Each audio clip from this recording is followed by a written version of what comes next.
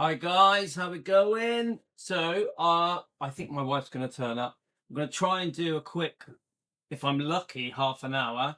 I've been putting this off for ages. I want to start going over these old Priscilla interviews. Remember, I go over these old interviews with the intention of proving the lies. Proving the lies, like, is that the right way of putting it? Disproving the lies. Something like that. Yeah. She says things that aren't true. She twists the truth. She exaggerates. She's very smart. Priscilla Presley. She's very clever. The way that she is able to have digs and jabs at Elvis. Remember, when Priscilla was having these digs and jabs at Elvis, these were like changing history. This isn't just some young wife chatting about her husband. This is someone on worldwide TV being watched by tens of millions and hanging on her every word and believing everything she says. She literally changed history with her words, with her fake book. The reason I call this a fake book, a fake fairy tale, a book of lies, isn't because she comes out with really, really bad, horrible things. There is a general overview that Elvis was a bad guy. She was an innocent victim. That's the thing here. Yeah. There's a few things in here that, quite a few things in here that it's hard to explain. She tries to be careful with her wording, but the real reality is she's trashing Elvis, but it's done in a storyline. Oh, our romance, our fairy tale. Oh, and by the way, some things went wrong and it was all Elvis's fault, even though actually she admits to being unfaithful in this book. But it's almost like, because society is so brainwashed by this book, in the 80s, 1985, and leading up to it with all the trashy interviews and a few interviews after this book came out, the public just fall for it. No one challenges Priscilla, and she gets away with it for 40 years. You watch any interview you want and they will kiss Priscilla's ass. They will treat her like a victim. They will blame Elvis for all the wrongdoing. Elvis will be discussed in such a horrible way, sometimes in a very, very cruel way. Yeah, he can't defend himself. He just has to take it because he's in his grave. This book did a lot of damage. So did these old interviews. Remember the game that she plays. Remember, they ask the questions. She nods. Yes. Or she says nothing. She lets the interviewer do the damage to Elvis's image and reputation. These old interviews trashed Elvis in the worst possible way because he couldn't defend himself. And this is done by his ex-wife, who had betrayed him, had been unfaithful, who had ripped him off in divorce settlements, who had mistreated her own daughter. Her own daughter was being abused by her boyfriend, allegedly. This whole show is for entertainment purposes, just a discussion on YouTube, not fact. We are a discussion YouTube channel. Unbelievable damage being done to poor Elvis's image, reputation, and legacy by every word that Priscilla says, never challenged. The interviewers around the world in every country never challenge her. Elvis cannot challenge her. He would. If Elvis was still around, he'd be straight in there disagreeing with everything that she's saying, all her lies. The interviewers do as much damage as Priscilla, and this becomes part of history. This is why I'm so upset with certain YouTube channels that say, oh, well, it's part of history. Being part of history doesn't make it okay. Trashing Elvis as part of history doesn't make it okay. Doing a book that trashes Elvis that's part of history doesn't make it okay.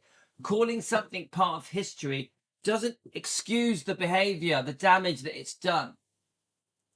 Priscilla proclaims herself as the savior of Elvis, the reason we remember Elvis. It's bullshit. The way she treated Elvis was disgusting.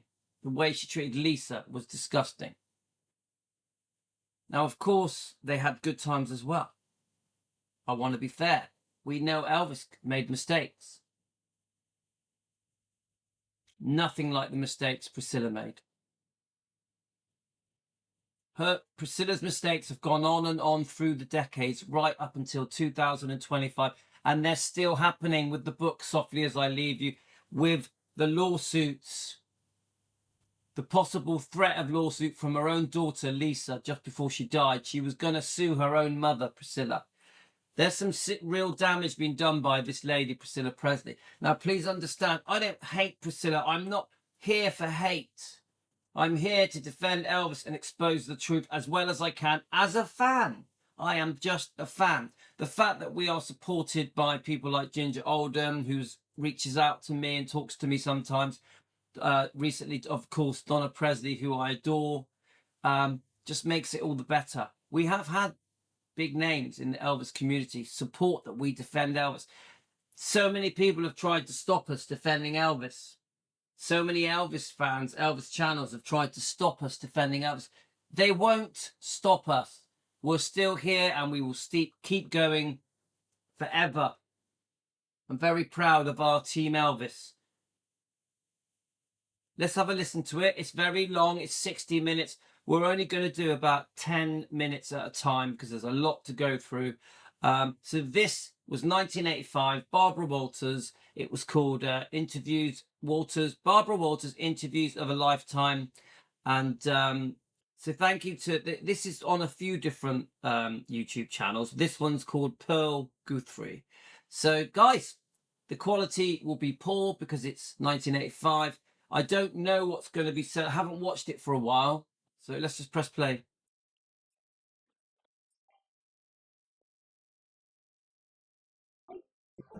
Yeah, well, I've been off for about an hour. I've just come up on now. Tino, shh. Tino, but as soon as I come off this, we're going to put film on.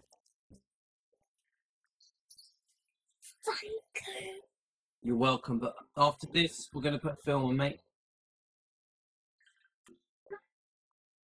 The guys just started. I'm only going to do 10, 15 minutes, and then we'll come back for a part 2. This is Barbara Walters interviews Priscilla Presley.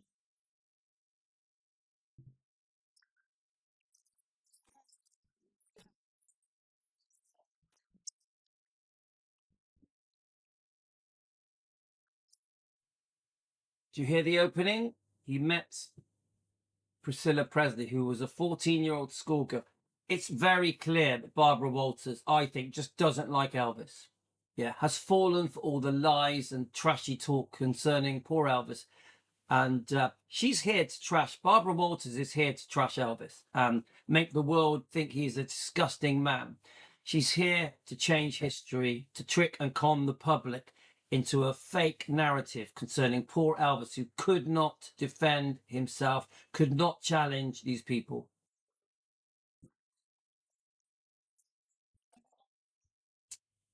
Not true.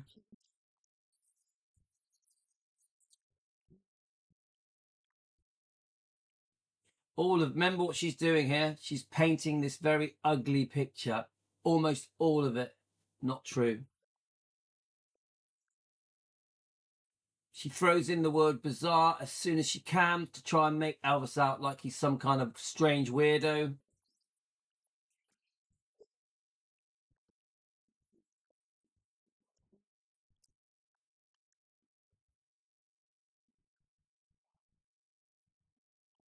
What a terrible introduction. I can't think of a more disgusting introduction to a documentary.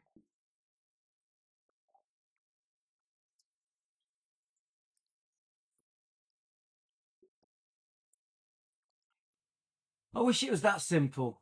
Now, remember, they just had a brief meeting in Germany. Yes, 4 or 5 months. There was a bit of a friendship, but then he didn't see her for years. For years. That is nearer the truth. Yeah. Even when she does finally move over, she is nearly 18, not 14.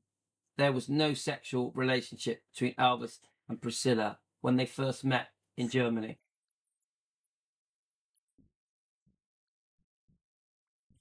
No, he didn't. We need to keep jumping in here, guys, because it's too much. He didn't change her hair. He didn't change her makeup. He didn't tell her how to dress, how to walk, talk, think, act. This is all a lie.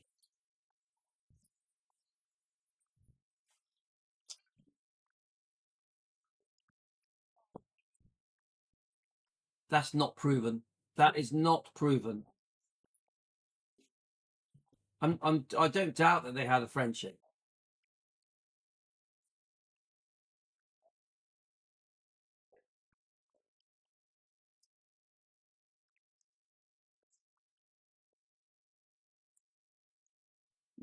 He had other girlfriends. He was still seeing Anita Wood. He was returning to filming GI Blues. He did the Frank Sinatra show. He was making albums with RCA Victor. He was a busy man.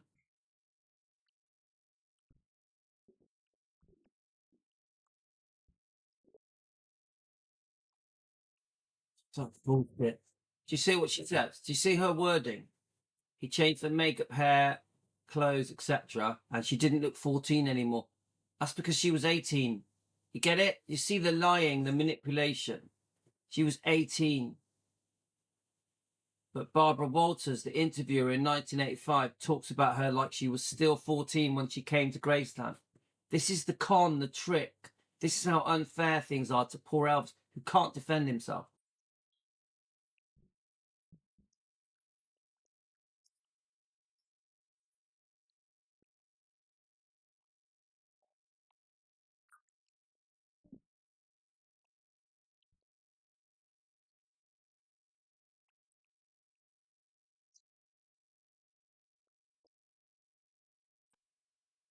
Okay. But she moves in around 63.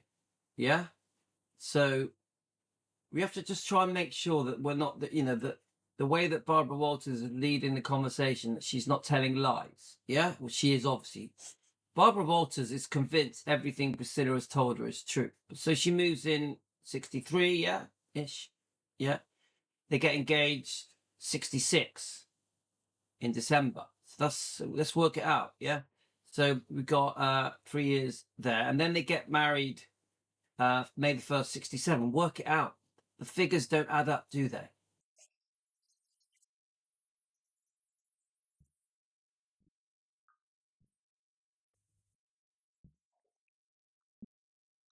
Um,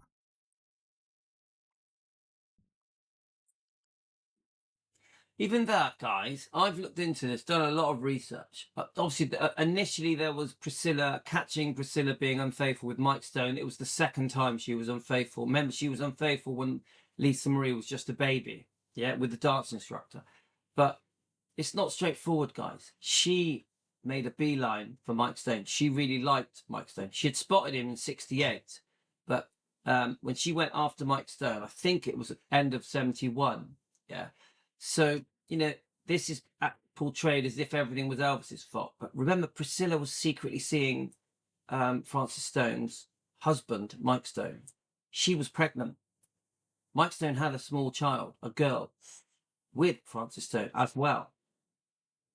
Mike Stone has admitted in interviews that Priscilla chatted him up. Yeah. So remember, the whole point of this old 1985 interview is to blame Elvis for everything, to make Elvis look bad.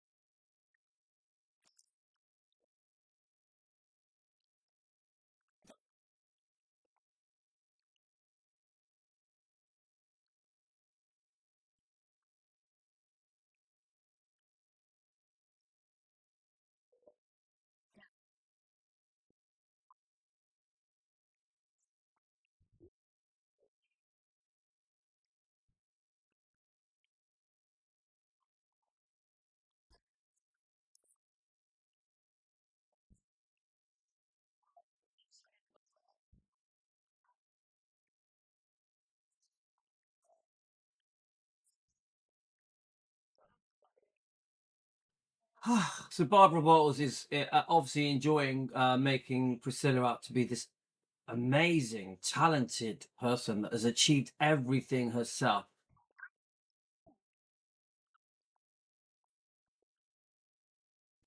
Even that, she just mentions that Priscilla became the co-executor of Elvis's estate, but there's a storyline behind that. Yeah. With Vernon Presley, you got to understand that he was very sick, very serious heart problems. He knew he was going to pass because he was so unwell. Yeah, he didn't have many choices. Someone had to look out for Lisa's interests. Priscilla was the mother. Also, Priscilla had this massive debt, this lien, this charge that she had placed on Gracelands in April 1997. Yeah. So in 1977, sorry. In a weird way, it was Priscilla or nothing. Yeah. Remember, once she was made co-trustee, she had all power, all power. Many people are worried about what went on behind the scenes before Vernon made that decision to make Priscilla, to put her back into the will. Elvis didn't want Priscilla in the will. He did not want her in the will. He wanted everything to go to his daughter, Lisa.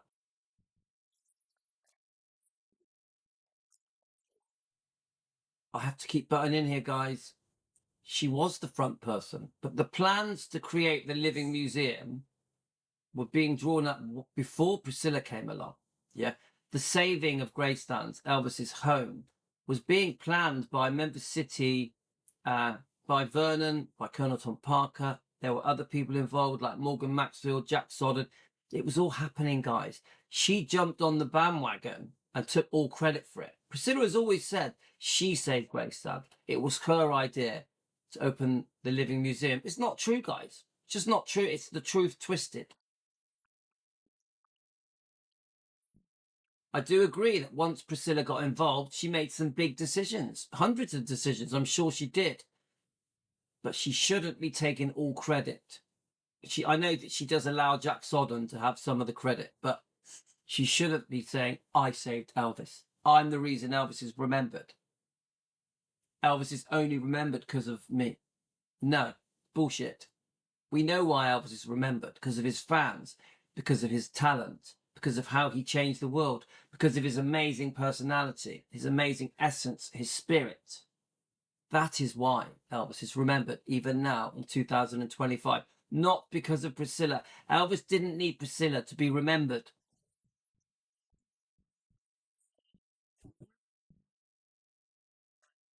See, she's very pro Priscilla. Anything good concerning Elvis is all thanks to Priscilla. It's such a load of bullshit. How about thanks to Elvis?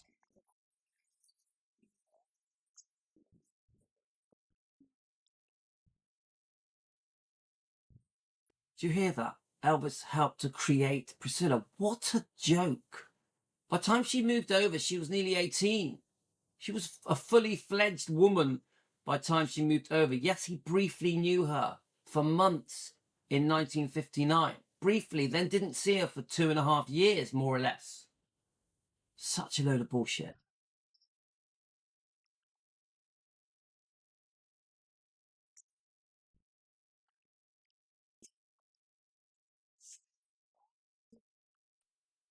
Oh, God, this just gets worse.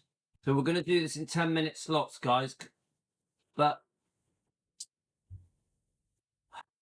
we could, I could go into the massive mistakes Priscilla made concerning bringing up her daughter, sending her off to summer camp in the summer that Elvis passed, eventually sending her off to Scientology, the abuse of her boyfriend, Priscilla's boyfriend, Michael Edwards, allegedly abused poor Lisa Marie when she was a child.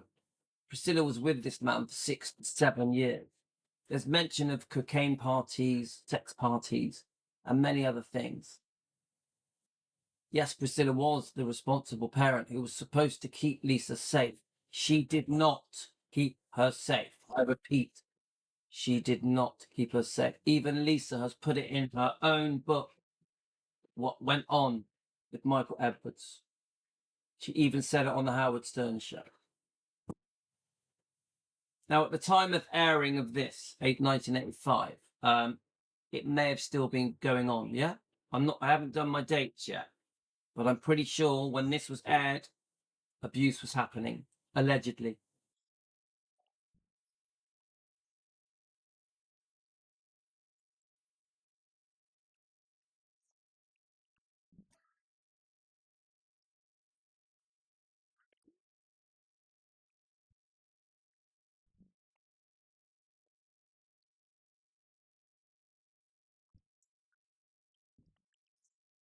Let me just see. I just want to hear that again. 1 second, guys.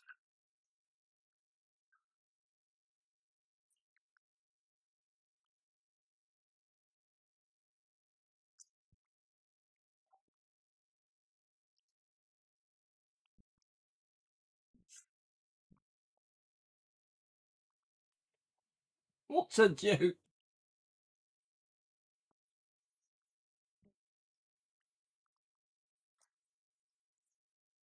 Right. So she's with Marco Garibaldi here. Okay. I just wanted to get the timeline right. So my guess is I need to look at the dates when she was with Michael Edwards. Yeah, but it's pretty obvious she's not with him at this point. So the abuse of poor Lisa at the hands of Michael Edwards, the alleged abuse. Yeah, this is just an entertainment show, not fact, opinion sharing YouTube channel. So the abuse happened before this. Yeah, I'm pretty sure that Michael Edwards' book, where he admits his sexual feelings for a minor, is, let's have a look. There we go, 1989. Okay, so probably about 5 years after the abuse happened, maybe 6 years after. Let's keep going. Alleged abuse.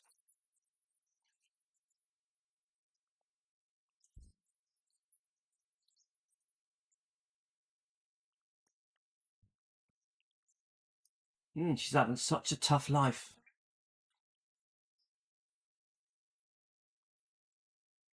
But you even see that the whole remain silent bit.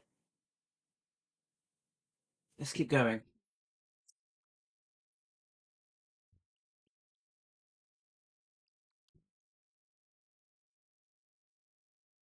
And many of the things in that book were not true. It was a rewriting of history.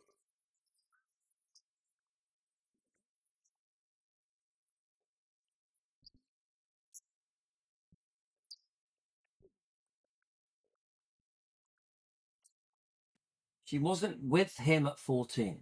They had a brief friendship. See, straight away it starts on the wrong foot. Thank you. Don't forget, in the 1950s and 60s, guys, it's completely normal for teenagers to go running after rock and roll stars.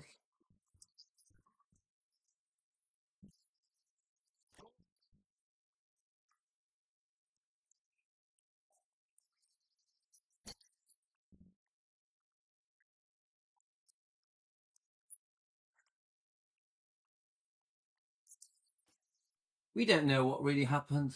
Elvis had as many as 4 different girlfriends in Germany when she was visiting. How can you be? She says when you're in love, they just met. They just met.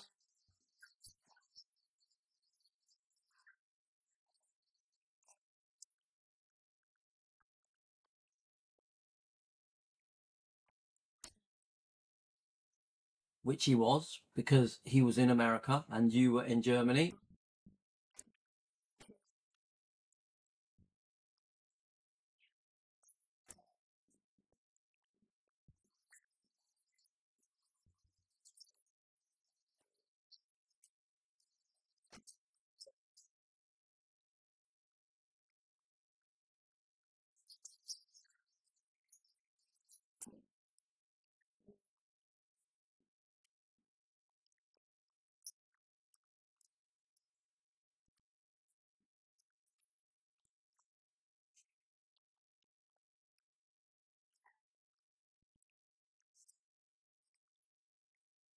It's funny because now she denies all this. She says, "Oh no, there was nothing sexual."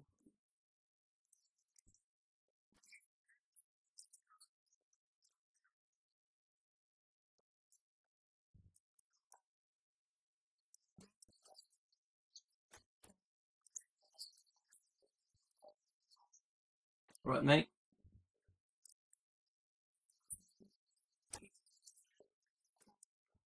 Which now they're saying she wasn't a virgin. If you look at Child Bride, they're saying that she'd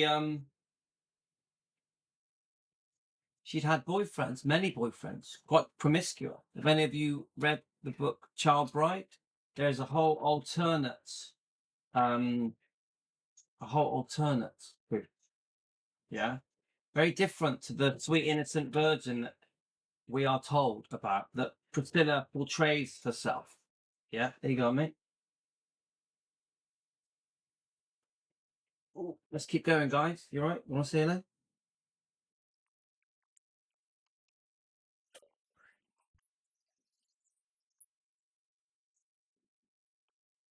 Let's trash Elvis. Can't open it.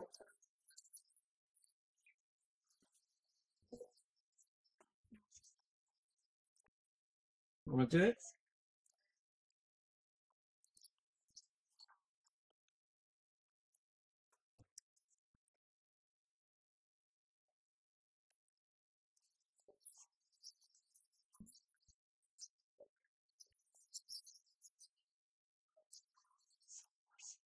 I feel so sorry for Elvis. Can you see what they're trying to do here? They're really trying to paint a picture. This, could you imagine just the damage that this did to Elvis? This is her thanks for Elvis giving her this amazing life. This is her thanks. Let's completely ruin Elvis's reputation, make the whole world think of him in a disgusting way. This is the thanks of Priscilla. We're coming off in a minute. We're going to put a film on.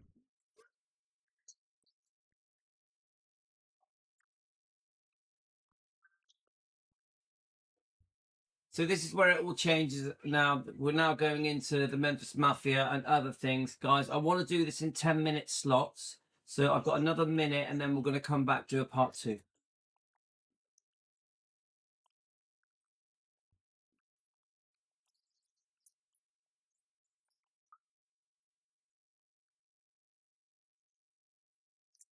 So this is the beginning of them portraying him as a druggie and trying to make other people druggies.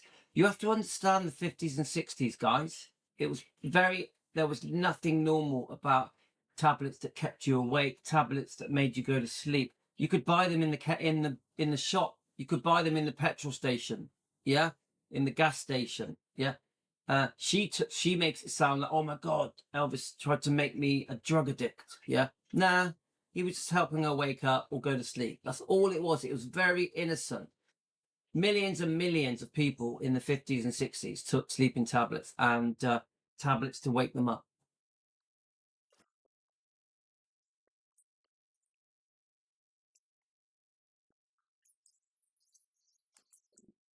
Did you hear it? He gave them to her to be helpful. That is more realistic.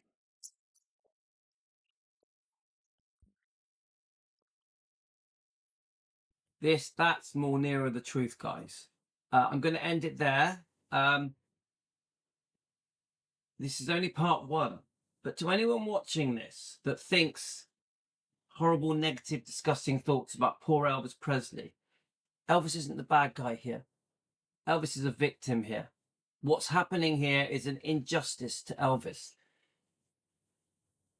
He definitely did not deserve any of this. Elvis did not deserve any of this. This is a calculated plan to trash Elvis, to make Priscilla look like a poor victim, to put lots of money in Priscilla's pocket, to boost the ratings of Barbara Walters' show.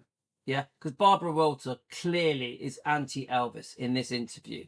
And it gets worse and worse and worse and worse. This whole thing is a con, a setup, a travesty to poor Elvis Presley. He did not deserve this. Elvis deserves better. Okay, guys, I'll be back for part 2. Thanks for joining me. We obviously we want to just get on with defending Elvis, guys, don't we? So everyone, I send you all love and I'll see you on part 2. Take care, everyone.